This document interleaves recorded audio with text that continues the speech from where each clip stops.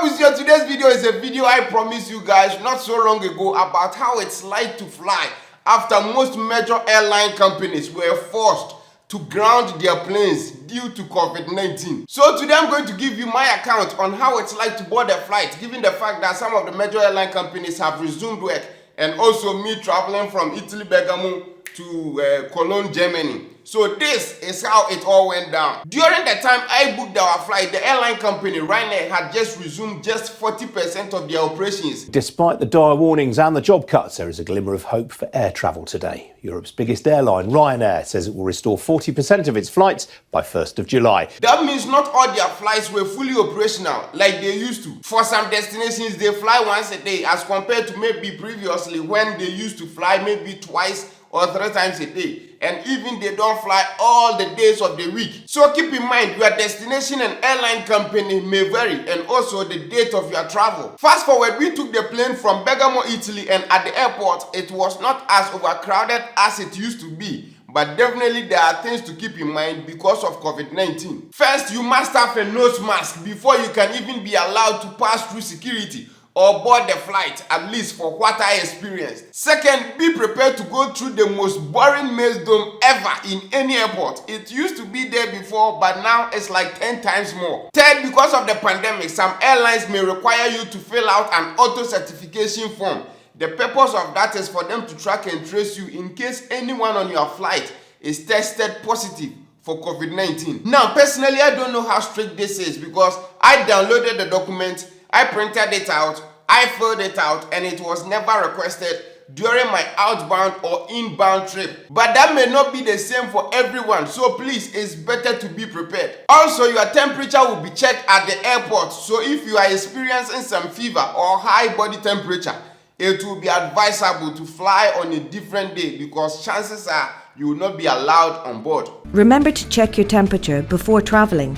It may also be checked at the airport, and if you don't pass this, you will be asked to return home. Finally on the flight, now here, this is where I was a little bit shocked.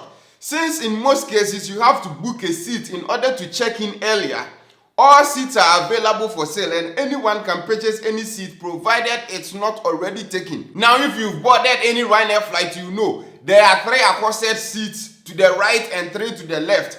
So I thought because of the coronavirus, at least the middle seats on the left and right on every row will be blocked from purchasing, except maybe you are traveling with family to help keep some social distancing between passengers. But that was not the case. Although on our flight, since it was the first ever commercial flight to travel from Bergamo to Cologne after they resumed work, it wasn't fully full. So what the flight attendants did was reassigning people to different seats where no one was seated or where there was just one person seated on the left or right row. So if you absolutely want to keep your distance from other passengers on board, then I suggest you purchase also the middle seat if you can afford it. Also, you must wear your nose or face masks for the entirety of your trip, with the exception of maybe buying food or drinks on board to consume. And additionally, you can only pay for stuff with either a credit card or your bank card. They don't accept cash anymore, at least for the Ryanair flight I was on. On our flight back from Germany, we were told to go drop our 10 kilos bag, which we actually paid for to, take on board the plane. We were told to go and drop it at where they drop the bags. I've forgotten the name. We were told to do so because we had an additional bag. In my case, I was carrying a camera bag, so they told us to go drop our actual 10 kilos, which we paid for. The explanation we got was, I think it is a new Germany law which they only allow 1 bag per passenger on board. And then the 10 kilos bag we even purchased must go under the plane through the baggage area. I've forgotten the name. But we were not paid any additional fees and we got our bag safely when we arrived in Italy. So it's better to also, if you are going to Germany, it's better to find a couple of padlocks.